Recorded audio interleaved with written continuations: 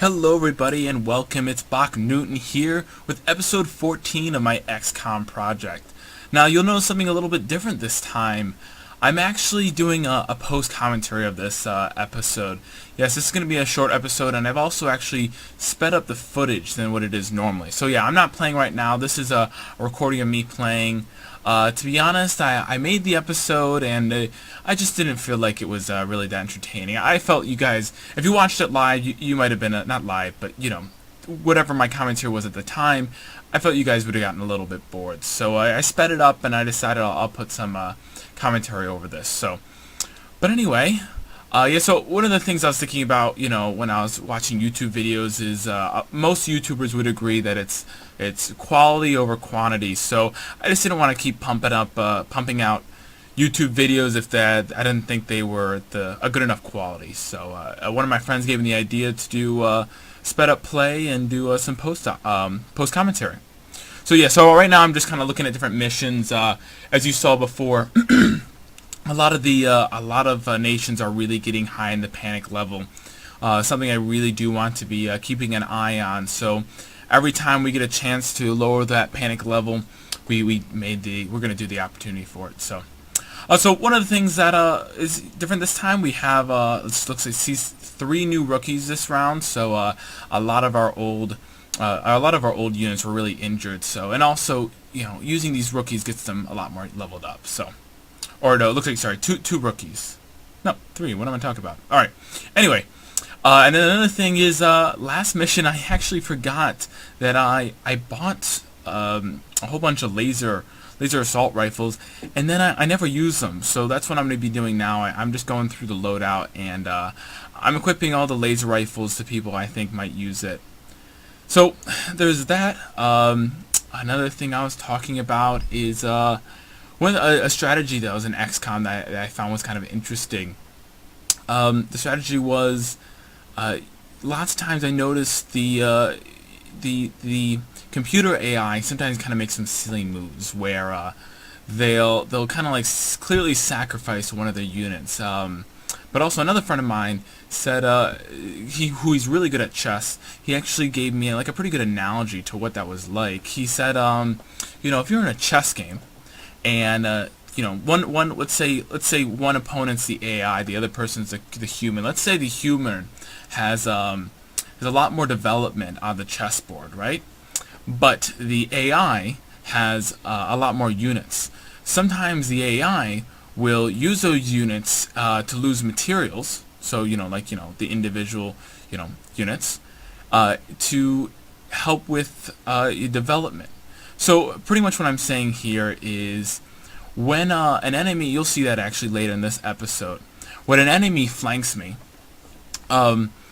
what happens is, even though they know that enemy, like for example one of the rocket guys, even though that they know that rocket guy is probably going to die that turn, it's actually a fairly good strategy, because that means it forces me to make sure all my units put fire on that rocket guy, because if I don't, there's a chance that one of my units die, and one of my units dying is a lot worse strategically for me than it is for the AI. So so let's say, you know, I get flanked by one of the rocket men. I've got to keep shooting it until it dies. If it doesn't die, whoever it's flanking has got to get out of there, because I can't risk missing the shot. And then this allows for the AI to start moving units up, because it knows I'm not going to be able to take shots on it. So it's an interesting trade-off. Definitely a strategy to think about. But anyway, as you see here, I definitely was doing a lot more dashing than I was usually. A new strategy I was attempting was I wanted to try to get everybody. I know the first turn you don't see too many aliens, so I thought the first turn is a good opportunity to try to move up people as fast as I could. This mission actually went really well. I felt it went so well that it actually was kind of boring because I feel like that, you know, it was. Oh, here's a good example. So you see how the rocket alien just moved up behind me? Now look, so what I'm gonna have to do this time is I'm gonna have to move my units back. And they're going to have to, I'm probably explaining it live right now, but I'm going to have to move my units back. See, he's got a 55% chance to hit that alien. I didn't think that was good enough, because if he missed, he's completely out of cover. He would take quite a bit of damage, right? So I moved him back. He's got to take the shot. Okay, now he missed. which means I need to put more firepower. So I had Tectonic move up, then I had Tectonic take the shot. Okay, she took a hit, but still, I need one more person to try to take the shot because, you know, okay, so what I decided to do is I was going to get him closer, get some better accuracy, and put in some cover. So that alien's still not dead. I wouldn't really want to get, you know, an enemy that far behind me, so I kept having to bring moves back. So see what I had to do? I had to move 3 of my units back to take out that one guy. This is going to allow for next turn the AI to move up a lot more. So that was an interesting strategy I was taking a look at. I know another thing I was talking about was the water effects. I'm talking about the graphics specifically. I thought it was really cool what they did here is they had that kind of layer of rushing water throughout the mission. I thought it was a pretty cool effect. It definitely gave you kind of a feel of a more like warlike, kind of flooded kind of area. So I thought that was cool. Yeah, so this mission was boring. To be honest, I don't want to ruin anything for you, but I didn't actually get a single, not a single shot was taken on my units. So, yeah, I think that was this is fairly successful. I think both my rookies leveled up. You'll see later, but I think maybe it was I can't remember specifically what they were, but yeah. So this week at school is it's going to be a long week. So I did find some time to record an episode, but I was just really tired when I recorded this episode, and I didn't want to post. I want to be energetic whenever I make my YouTube videos. I wanted to have energy. I wanted to have, you know, something to say, and I feel like I was just droning on this episode. I don't know. Maybe I'm being a little bit too picky, but I definitely wanted to do something like that. So yeah, I was getting work done. Did I tell you I'm a CSE major? So that's computer science engineering for those of you who don't know. So yeah, it is a lot of work, and I don't know if you guys have ever had this kind of thing, but you know, Monday. You figure out what you're gonna have for the week. You know what homes are due, what labs you gotta do, what different assignments, when are tests, when are quizzes, and you just get like you find out Monday that you just got a whole bunch of work, and that that's and you just kind of gotta. But anyway, I've got a good plan for the week. It's gonna work out. Oh yeah, so here's an interesting situation. There is I was gonna take the shot here, but I decided not to. Instead, I put her on Overwatch because I knew that because that car's on fire. That alien is going to have to move. He's going to have to move, otherwise he's going to get killed.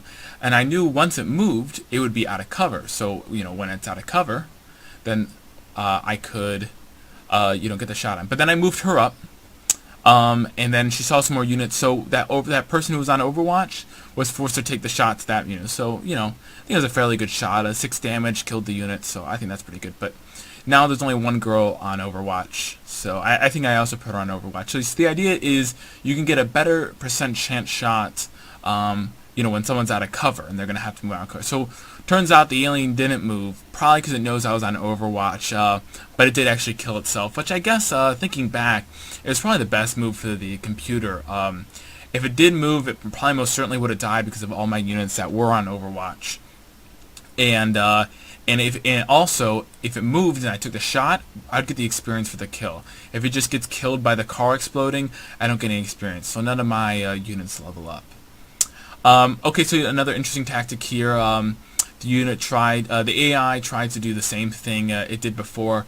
Those rocket aliens have that one tactic that they use quite frequently, where they outflank my units, and then again I've got to move all my units to try to flank it. So, hey, I don't know if you guys know this, but I was actually thinking about doing a video on. It's a new game that's come out, but it's still in early access. I know some people are, all for early access. Some people kind of dread it. Some people are against it. But it's a cool game. I'd definitely look it up. A Long Dark, and I think I'll be doing a video of it. But I was going to do something kind of special for that video. You'll see if I decided to put it up. And I also bought the game Thief. I don't know. I'm sure you guys have heard of the game Thief. You kind of do as it says. Pretty much you're a thief, and it's kind of, I don't really know the era, but definitely, old-time thief style. It's a first-person perspective, and it's really stealth-focused. But in my games that are stealth, I generally like the whole kind of ghost approach. I like to try to do the non-lethal, sneak past the enemies if you can. I played through Splinter Cell Blacklist on Perfectionist difficulty, you know. And I just loved being able to kind of sneak around enemies. You know, I loved all the tension of getting one or two shots is just a kill like right away. So I think that's the end of the mission there. Yeah, so I was actually pretty surprised it ended pretty quickly on my way back. Yeah, and then afterwards we got quite a bit of alerts. We got Argentina here, France, let's see, United Kingdom. What else do we have? I think that's all that remained. There might be one more. No, that's everything. So yeah, we had the satellites in the making. I know what we have to do is we have the satellites. They're going to be made pretty soon, but we still need more satellite uplinks. So that probably could be planned a little bit better. I don't really have the money. One of the things I was thinking about is actually going to the gray market, selling some stuff. I think I definitely want to sell some stuff. That way I can get the money for the satellite uplink. So I think I'm looking at that. Yeah, so we got Argentina, Germany, France, United Kingdom, and then even India, and what was the other country? I kind of missed it before. But anyway, India and the other one is looking pretty bad too. Yeah, so I got a whole bunch of stuff here, and Australia, that's the last one. Yeah, those are getting kind of bad. But anyway, I ended the episode there. I'll see you guys later.